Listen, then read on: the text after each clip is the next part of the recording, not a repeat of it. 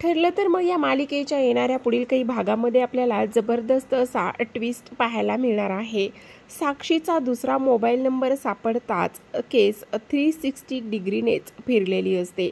त्यासोबतच साक्षीच्या मोबाईलची हिस्ट्री जेव्हाच अर्जुनच्या हातात येते तेव्हाच अगदी सायलीने प्रियाची चोंबडी जी आहे ती अगदीच सोडलेली असते। ह्या सगळ्या गोष्टी आपल्याला या व्हिडिओमधून पाहायच्या आहेत।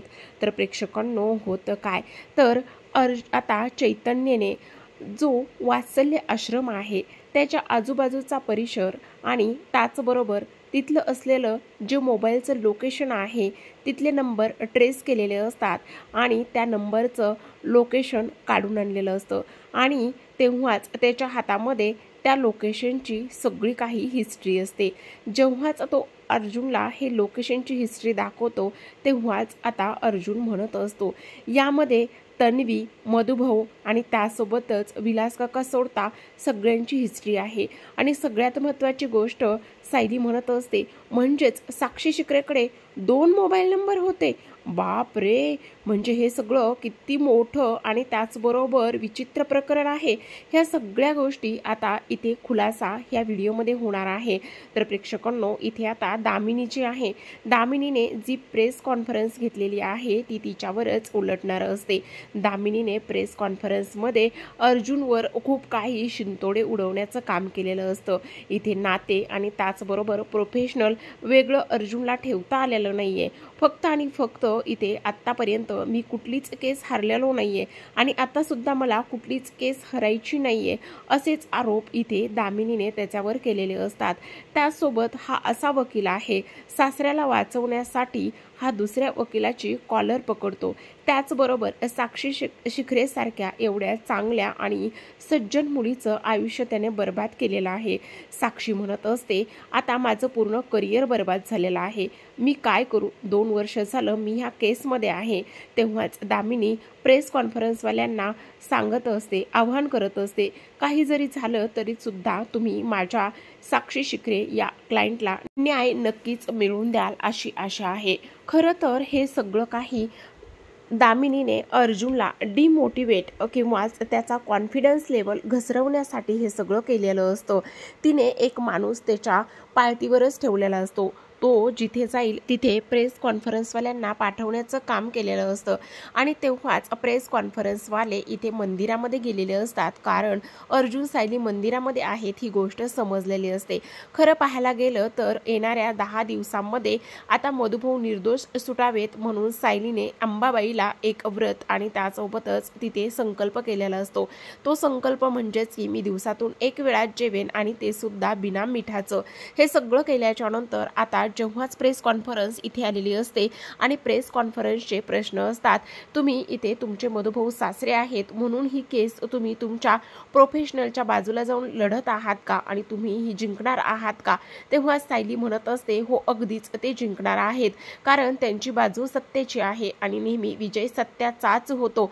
आता तर आमच्याकडे खूप सारे पुरावे आहेत, पण आता प्रेस कॉन्फरन्सवाले विचारत असतात पण त्या जोशी वकिलांचं काय? तेव्हाच अर्जुनने असं सांगितलेलं असतं तो जोशी वकील जो आहे त्याचं प्रोफेशनल सोडून बऱ्याच काही अनलिगल धंदे करत होता, त्याची सगळी इथे माझ्याकडे पुरावे आहेत असं म्हणूनच जणू काही अर्जुनने आता पुढे हे घडणार होतं आणि सोबतच पुरावे आणलेत असंच झालेलं असतं। तो पुरावे त्या प्रेस कॉन्फरन्सवाल्याला दाखवत असतो आणि तेव्हाच दामिनीने जे वक्तव्य केलेलं असतं ते मात्र इथे आता हाणून पडलेलं असतं। आता लगेचच अर्जुन आणि सायली घरी येतात। घरी आल्याच्या नंतर चैतन्य आलेला असतो आणि चैतन्यला अर्जुन जो काही मंदिरामध्ये झालेला प्रकार आहे तो व्यवस्थित समजावून सांगत असतो। त्याचबरोबर इथे दामिनीने जी प्रेस कॉन्फरन्स घेतलेली असते ती सुद्धा हायलाइट झालेली असते आणि ते सुद्धा न्यूज इथे अर्जुनने गाडीमध्येच पाहिलेली असते। चैतन्यने ती न्यूज पाहिल्याबरोबरच अर्जुनला विचारलेलं असतं आता ह्या दामिनीचं नेमकं काय करायचं? तेव्हाच अर्जुन म्हणतो नाही, आपल्याला आता तिला तिची चूक उत्तर देऊनच कळवावी लागणार आहे। आणि त्यासोबतच आता सर्वात महत्त्वाची गोष्ट म्हणजेच की दामिनीचं हे कटकारस्थान आपल्याला आता तिच्यावरच उलटावं लागणार आहे, काही जरी झालं तरी सुद्धा. कारण एक गोष्ट तर नक्कीच आहे, आत्तापर्यंत साक्षी शिकरेने कोर्टामध्ये खूप सारे चुकीचे आणि त्याचबरोबर खोटे पुरावे सादर केलेले आहेत. मग आपल्याला आता असं करायचं आहे, आपल्याच पद्धतीने तिला तिची चूक दाखवून द्यायची आणि त्याचं उत्तर सुद्धा द्यायचं आहे. मग आता 13 जानेवारीचं जे लोकेशन आहे ते आता आपल्याला आश्रमाजवळचं काढावं लागणार आहे. म्हणजेच एकंदरीत काय तर आश्रमामध्ये जे काही आत्तापर्यंत म्हणजेच 13 जानेवारीला विलास काकांचा खून झाला, मग 13 जानेवारीचंच लोकेशन आश्रमाच्या आजूबाजूचं सगळं आपल्याला ट्रेस करायचं आहे. आश्रमामध्ये 13 जानेवारीला कोणते कोणते नंबर आले गेले, त्याचबरोबर तिथे कोण फिरकलं, हे सगळ्यांचं लोकेशन आपण काढूयात. असंच आता इथे अर्जुनला त्याने काम लावलेलं असतं आणि चैतन्यला काम लावलेलं असतं. लगेचच चैतन्य त्याच्या कामाला निघालेला असतो आणि इकडे मात्र सायलीचं जे व्रत आहे ते फळाला आलेलं असतं. कारण प्रेक्षकांनो, सगळ्यात महत्त्वाची गोष्ट म्हणजेच की चैतन्याच्या हाती खूप मोठा भन्नाट असा पुरावा लागलेला असतो. कारण जेव्हाच आता अर्जुनने त्याला आश्रमाच्या आजूबाजूचं 13 तारखेचं लोकेशन काढायला लावल्याच्या नंतर चैतन्य म्हणत असतो, अर्जुन आता तर खूप उशीर झालाय, पण मी सकाळी येतो आणि सकाळी तुला सगळी काही डिटेल देतो. कारण माझ्या हाती खूप मोठा पुरावा लागलेला आहे. जर तू हा पुरावा ऐकलास किंवा पाहिलास तर तुझ्या सुद्धा पायाखालची जमीनच सरकेल, एवढाच तो मोठा आणि इम्पॉर्टंट पुरावा आहे. ही गोष्ट ऐकल्याच्या नंतर आता अर्जुन आणि सायली खूप जास्त खुश होतात. आता इथे अर्जुन म्हणत असतो, खरंच सायली तुझं व्रत अगदीच फळाला आलेला आहे. आणि सायली मनोमनच आभार मानत असते. कारण काही जरी झालं तरी सुद्धा आता आपल्या हाती एवढा मोठा पुरावा लागलेला आहे असंच तिला वाटतं. आता इकडे चैतन्य घरी आलेला असतो. चैतन्य एवढा धावतच घरी आलेला आहे ही गोष्ट आता प्रियाला खालीच कळालेली असते. कारण तो अगदीच कोणाला खाली न बोलताच त्याच्या खोलीमध्ये गेलेला असतो. चैतन्य जेव्हाच खोलीमध्ये जातो आणि आता अर्जुन त्याला म्हणत असतो, चैतन्य काय झाले, तू एवढ्या धावतच का बरं वरती आलेला आहेस आणि त्यासोबत सगळ्यात महत्त्वाची गोष्ट, तुझ्या हाती असा कोणता पुरावा लागलेला आहे जो की तू आता इथे आम्हाला आल्यावर सांगणार होतास. तेव्हाच चैतन्य म्हणत असतो, हो अर्जुन, माझ्या हाती खूपच मोठा पुरावा लागलेला आहे आणि तू जर तो पुरावा पाहिलास तर तुझ्या सुद्धा पायाखालची जमीनच सरकेल. आणि तेव्हा अर्जुन म्हणत असतो, मग काय झालेला आहे, कशा पद्धतीचा पुरावा लागलेला आहे, असंच आता इथे तो म्हणत असतो. आणि तेव्हाच आता चैतन्य म्हणत असतो, तो पुरावा म्हणजेच की आता जे काही आश्रमाबाहेरचं लोकेशन आहे त्याचे रिपोर्ट्स आणि ते सगळे काही कागदपत्र माझ्या हातामध्ये आहेत. म्हणजेच 13 तारखेला म्हणजेच 13 जानेवारीला आश्रमाच्या आजूबाजूला जे मोबाईल नंबरचं लोकेशन आहे ते इथे सापडलेलं आहे. पण या लोकेशनमध्ये मात्र तन्वी, मधुभाऊ आणि विलास काका यांचं नंबर सोडून इथे खूप सारे नंबर्स आहेत. आणि तेव्हाच आता ते डिटेल्स पाहिल्याच्या नंतर अर्जुन म्हणत असतो, म्हणजे हे काय आहे नेमकं. तेव्हाच सायली म्हणत असते, म्हणजे ही एक गोष्ट अशी आहे का की ह्या सगळ्या गोष्टीमध्ये एक गोष्ट तर क्लिअर होती, म्हणजेच ह्या सगळ्यामध्ये साक्षी शिकरेकडे 2 नंबर आहेत. बाप रे, 2 नंबरवरून साक्षी शिकरे अटेंड करत होती. म्हणजेच 1 नंबरचं जे फ्रॉड लोकेशन आहे ते इथे तिने कोर्टामध्ये सादर केलेलं आहे. कारण आत्तापर्यंत जेव्हाच कोर्टामध्ये तिने ते लोकेशन दाखवलं होतं तेव्हा ते लोकेशन तिच्या दुसऱ्या नंबरचं होतं आणि आता हे लोकेशन हे दुसऱ्याच नंबरचं आहे. म्हणजे साक्षी एकंदरीत काय तर 2 नंबर वापरत आहे. आता लगेचच सायली अंबाबाईच्या पायाशी जाते. अंबाबाईला लगेचच ती साखर ठेवत असते, हळदी कुंकू वाहते आणि म्हणत असते, आई अंबाबाई तू पावलीस, तू फळाला आलीस, मी तुझं व्रत केलं आणि तू मला त्याचा इथे अगदीच दाखला सुद्धा दिलेला आहेस. खरंच तुझे मानावे तेवढे आभार कमीच आहेत. असंच आता इथे ती बोलत असते. इकडे आल्याच्या नंतर आता अर्जुन म्हणत असतो, काय हे. त्यावर सायली म्हणत असते, काही नाही, मी आई अंबाबाईचे आभार मानायला गेले होते. आणि तेव्हाच अर्जुन आणि चैतन्य मिळून एक खूप मोठा प्लॅन करत असतात. ते म्हणत असतात, आता हा तर 1 नंबर साक्षीचा आहे बरोबर, आणि आता ह्या दुसऱ्या नंबरची आपल्याला सगळी काही कॉल हिस्ट्री काढायची आहे. एकदा का आपण ह्या दुसऱ्या नंबरची कॉल हिस्ट्री काढली तर मग त्यातून हे सिद्ध होईल की तिने इनकमिंग आणि आउटगोईंग कॉल कोणाकोणाला केलेत आणि कोणाकोणाचे तिला त्या 13 जानेवारीला कॉल आलेले आहेत आणि हा नंबर जो आहे तो साक्षी शिकरेचाच आहे हे सुद्धा रजिस्टर झाल्याच्या नंतर आपल्याला कळेल. असंच तो आता इथे अर्जुन चैतन्यला सगळ्या गोष्टी सांगत असतो. आता अर्जुनने चैतन्यला व्यवस्थित कामाला लावलेलं असतं, पण प्रेक्षकांनो सगळ्यात महत्त्वाची गोष्ट म्हणजेच की प्रिया यांच्यावर पाळत ठेवूनच असते. हे नेमकं काय करतायत? त्यासोबत अर्जुनने कोर्टामध्ये एवढे सगळे काही पुरावे दिलेले आहेत आणि त्यासोबत सगळ्यात महत्त्वाचं गोष्ट म्हणजेच की आता ह्या दोघांच्या हाती नेमका कसला पुरावा लागलेला असेल, नेमकं काय लागलेलं असेल आणि हा अर्जुन आणि चैतन्य इथे बाहेर का बोलत नाहीयेत? मला नक्कीच ऐकावं लागेल. काय करू? जाऊ का मी यांच्या मागे? आणि जर मी ऐकायला गेले आणि मला जर कोणी पकडलं तर मग काय करायचं? असाच इथे आता प्रिया विचार करत असते. पण नाही, काहीतरी करून जावंच लागेल असं म्हणूनच ती आता चैतन्य अर्जुनच्या मागे जाणार असते.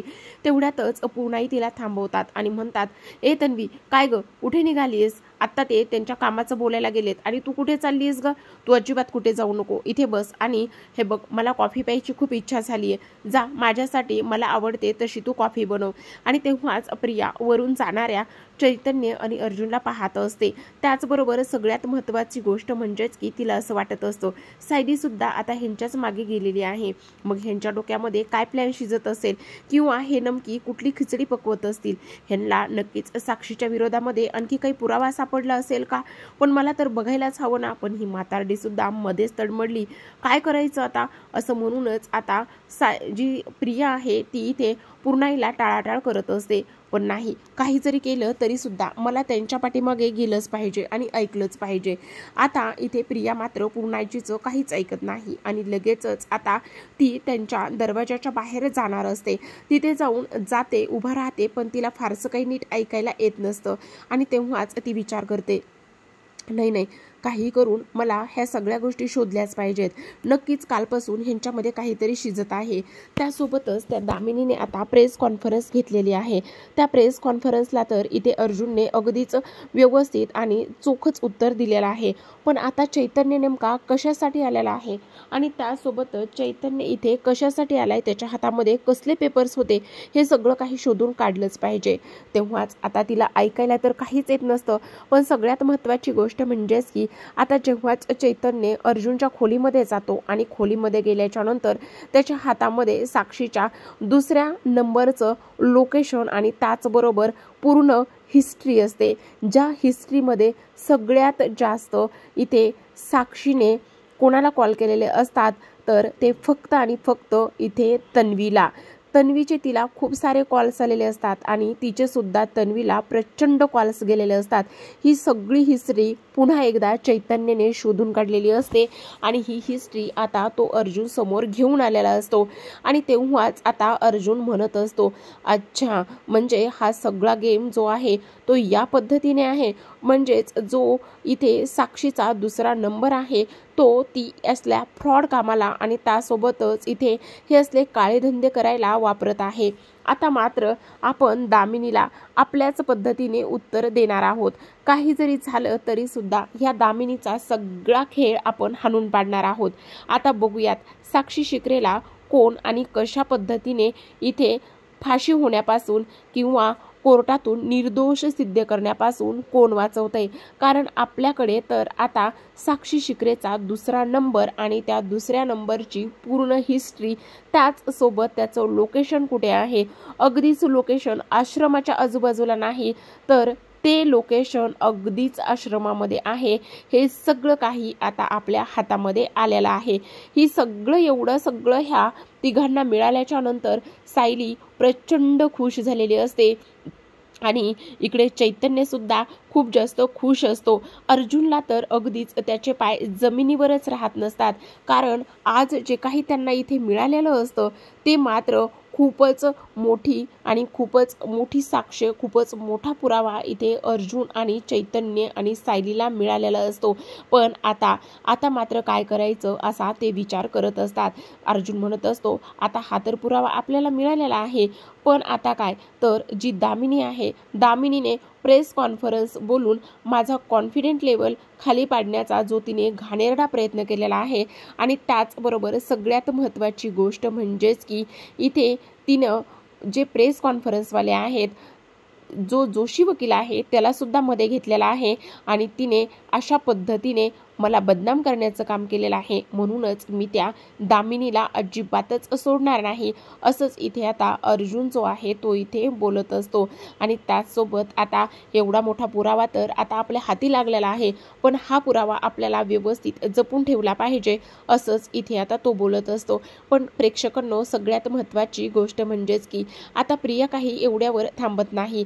प्रियाला हे सगळं काही ते झालेलं असतं आणि तिने व्यवस्थित ऐकलेलं तरच नसतं, पण तिला आता लगेचच ही गोष्ट साक्षी शिकरेला जाऊन सांगायची असते आणि म्हणूनच ती साक्षीच्या घरी धावतच जाते. आणि गेल्याच्या नंतर आता ती म्हणत असते, तुला साक्षी एक गोष्ट मला सांगायची आहे, आणि ती गोष्ट म्हणजेच की आता जेव्हाच काल चैतन्य घरी आला होता, त्याच्या हातामध्ये कसला तरी पेपर होता आणि त्या पेपरवरूनच ते त्यांच्या खोलीमध्ये खूप काही गोष्टी ते बोलत होते, पण मला फारसं काही ऐकायला मिळालं नाही. तेव्हा साक्षी तिच्यावर पुन्हा भडकते आणि म्हणत असते, काय चाललेलं आहे हे तुझं सर्व काही? तुला कुठलीच गोष्ट व्यवस्थित करता येत नाहीये का? तुला त्या घरामध्ये कशासाठी ठेवलेलं आहे? त्या तिघावरती पाळत ठेवायला? तू नुसतं म्हणते की ते तिघं बोलत होते, पण काय बोलत होते, कशाबद्दल बोलत होते, त्यांच्या हाती कसला पुरावा लागलेला आहे का?